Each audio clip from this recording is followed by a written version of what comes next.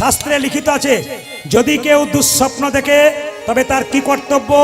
শোবার সময় পা ধোবেন, হাত ধোবেন, মুখ ধোবেন, কান ধুয়ে নেবেন, মুছে নেবেন। আপনি রাত্রিবেলায় বিছানায় শোবেন, এই মন্ত্রটাই 3 বার বলবেন, জয় নরসিংহদেব, জয় নরসিংহদেব, জয় নরসিংহদেব। আপনার আর 1 মাসের মধ্যে দেখবেন ভয়ঙ্কর স্বপ্ন আপনি দেখবেন না। 3 নম্বর প্রশ্ন যেটা ছিল, ওটা বলবো কি বলবো না, মায়েরা বলবে। মেয়েদের পেটের কথা পেটে থাকে না কেন? না, এটা বলার দরকার নেই। ওটা বলার দরকার নাই, পরে বলবো। ও বাবা, এই যে মেয়েদের পেটের কথা পেটে থাকে না, বলবো না, ভাত দিয়ে দাও। এই যে বলে রাখি, মেয়েদের পেটের কথা পেটে থাকে না কেন? যুধিষ্ঠির মহারাজের অভিশাপ, শুনে যাবে, যুধিষ্ঠির মহারাজের অভিশাপ। প্রমাণ দেখুন, আমাদেরকে তাকান।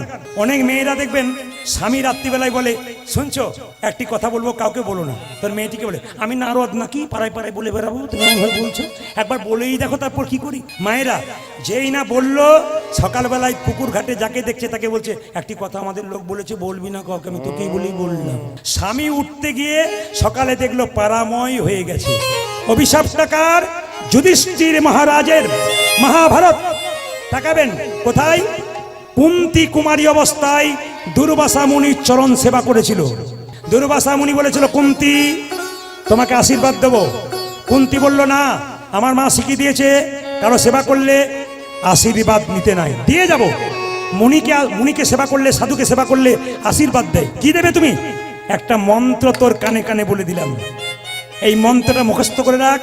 এই মন্ত্রে বলে তুই যে দেবতাকে রাখবি, সেই দেবতাই তোর কাছে ছুটে আসবে। এখন কুন্তী চুপ করেছিল কয়েকদিন, কিছুদিন পর মনে পড়ে গেল, সূর্যদেবকে একবার ডাকলে হয় না? যেই না সূর্যদেবকে ডেকেছে, সূর্যদেব দিব্যাঙ্গ পুরুষের অঙ্গ ধারণ করে ছুটে এসে বলল, কুন্তী কে? পালিয়ে যাও তুমি এখান থেকে, পালিয়ে যাও তুমি এখান থেকে। সঙ্গে সঙ্গে বলছে, পালিয়ে যাও তুমি। সঙ্গে সঙ্গে সূর্যদেব বলল, দেবতাকে আহ্বান করলে পালিয়ে যায় না, কিছু দিয়ে যায়। কি দেবে তুমি? আমি তোমায় আলিঙ্গন দিতে চাই। চুপ করো, আমি নারী, আমার কলঙ্ক হবে, আমার নারীত্ব নষ্ট হবে, কুমারিত্ব নষ্ট হবে। দেবতার বরে কুমারিত্ব নষ্ট হয় না, দেবতার বরে কলঙ্ক হয় না। আলিঙ্গন দিলেন সূর্যদেব। কুন্তীর গর্ভে এলো পুত্র, তার নাম হলো কর্ণ। মায়েরা, কুমারী অবস্থায় সন্তান কেউ জানতে পেরে যাবে। কুন্তী কি করলো? জলের মধ্যে ভাসিয়ে দিল। যখন ভাসিয়ে দিল, ভাসতে ভাসতে রাধা বলে একটা মেয়ে, সেই ছেলেটাকে মানুষ করলো কর্ণকে।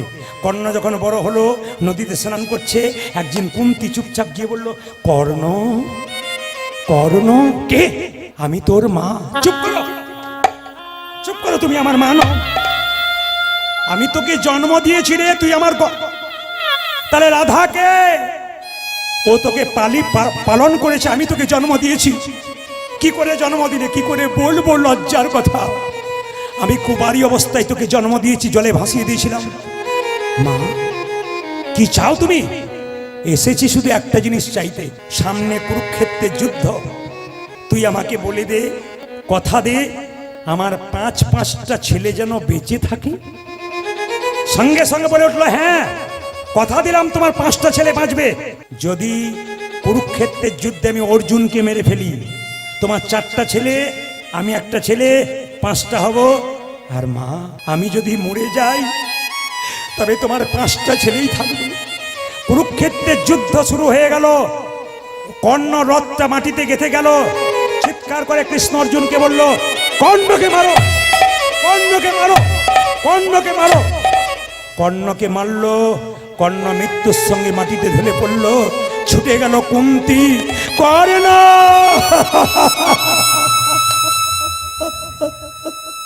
কর্ণ,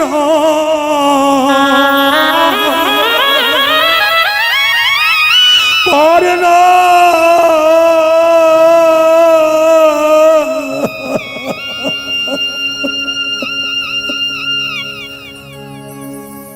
কর্ণকে জড়িয়ে ধরেছে মা। যুধিষ্ঠির মহারাজ চিৎকার করে বলল, মা, এ তুমি কি করছো? ও তোমার শত্রু, কেন তুমি কোলে নিচ্ছ? ও তোমার বিপক্ষে যুদ্ধ করেছে, মরে গেল তো ভালো হলো তো।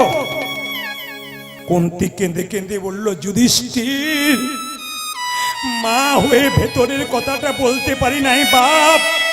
তবে শুনে রাখ, যাকে তুই মারলি ভাই হয়ে ভাইয়ের রক্ত দেখলি তুই। মা,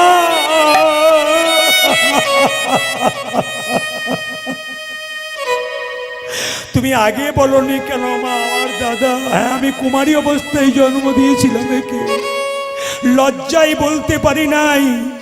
যদি আগে বলতে তাহলে কুরুক্ষেত্রের যুদ্ধে আমি দাদার সাহায্য পেতাম।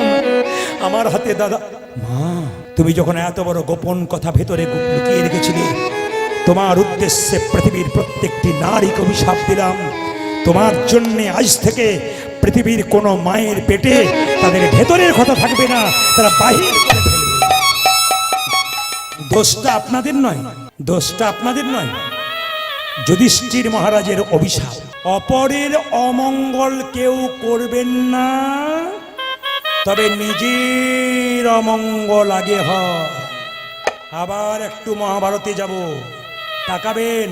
কি শিশুপালের যখন জন্ম হলো, 3টে চোখ 4টা হাত। শিশুপালের মা কাঁধে করে নিয়ে যাচ্ছে, মাথায় করে জঙ্গলে ফেলতে। আকাশবাণী হলো, মা ছেলেকে ফেরত নিয়ে যাও। কি করব? রাক্ষস ছেলে বলে ফেলতে এসছো, তোমার ছেলেকে সবাই দেখতে আসবে। এমন একজন দেখতে আসবে যে দেখার সঙ্গে সঙ্গে তোমার ছেলের 2টো হাত, 1টা চোখ খসে পড়বে, জানবে তারই হাতে তোমার ছেলের মৃত্যু হবে। কে এসেছিল মা? কৃষ্ণ। আমি কেন বলছি এটা আপনারা সবাই জানেন গল্পটা, কেন বলছি শেষ জায়গাটা শুনবেন। কেন বলছি? অপরের অমঙ্গল করলে আগে আপনার হয়, প্রমাণ দেখুন। সঙ্গে সঙ্গে শিশুপাল শুয়ে আছে ভাইয়ের কোলে, কৃষ্ণ এলো, সঙ্গে সঙ্গে 1টা চোখ 2টো হাত খসে পড়ে গেল। তার মা জিজ্ঞেস করলো, কৃষ্ণ আমি তোর কে? পিসি। এ তোর কে? ভাই। কথা দে কৃষ্ণ, কি শত অপরাধ করলে ক্ষমা করে দিবি? পিসি, আইন রাখবো, ফাঁক রেখে দেবো। শত অপরাধ করলে ক্ষমা করব, 101 করলে ক্ষমা করব না। যুধিষ্ঠির মহারাজ রাজ্যযজ্ঞ করলো, কৃষ্ণকে সভাপতি করলো, সবাই মেনে নিল, একজন মানল না। শিশুপাল চিৎকার করে বলল, কে লম্পট? চোর! তুমি লম্পট! তুমি চোর! তুমি লম্পট! তুমি চোর! কৃষ্ণ বলল, শিশুপাল বলে যা, বলে যা, তোর তো 100টা বলার কথা, তারপর দেখ আমি কে বটি। 101 হয়ে গেছে। কৃষ্ণ সুদর্শন চক্র দিয়ে শিশুপালের মস্তক ছেদন করে দিল। কৃষ্ণের আঙুলটা কেটে গিয়েছিল, সামনে দ্রৌপদী দাঁড়িয়েছিল, নিজের কাপড়টা টুকরো করে কেটে কৃষ্ণের আঙুলে বাঁধলো। কৃষ্ণ বলল, দ্রৌপদী এই কাপড় তুমি একদিন অনেক করে পাবে। কোন দিন? বস্ত্রণের দিনে। এই পর্যন্ত জানেন। এবার শুনুন, দ্রৌপদীর বস্ত্রণ হচ্ছে, 1 হাতে কাপড়টা ধরে আছে, 1 হাতে ভগবানকে ডাকছে। নারদমুনি কৃষ্ণকে, নারদমুনি কৃষ্ণকে বলল, কৃষ্ণ কি অসহায় নারী কাপড় চাইছে, তুমি দিচ্ছ না কেন? কৃষ্ণ বলল, নারদ দ্রৌপদীর পরীক্ষা নেবার জন্য প্রস্তুত, দ্রৌপদী পরীক্ষা দেবার জন্য প্রস্তুত নয়। বলে কেন? আমাকে 1 হাতে ভরসা করেছে, 1 হাতে ডাকছে। শোনো নারদ, এ জগতে যে 2 হাত তুলে ডাকে না, সে আমার কৃপা এখনো দিতে পারে।